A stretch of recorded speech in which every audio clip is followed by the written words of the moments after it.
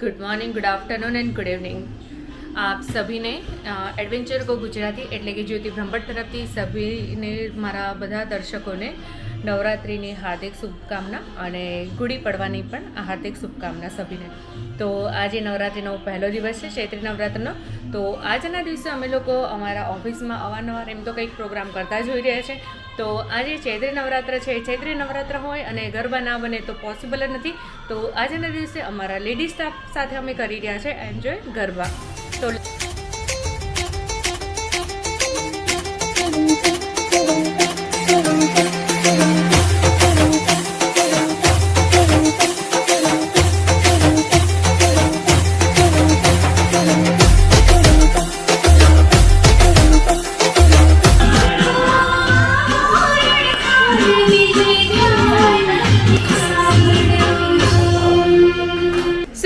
एक गरबो पूरो થઈ ગયો છે। હવે બીજો ગરબો કોણ લગાવશે? સંગીતા, ફોન હાથ में लो, एक अच्छा गरबा लगा दो। हाँ तो भाई ने આપી દો, ભાઈને ફોન આપી દો, ભાઈ લગાવી દેશે।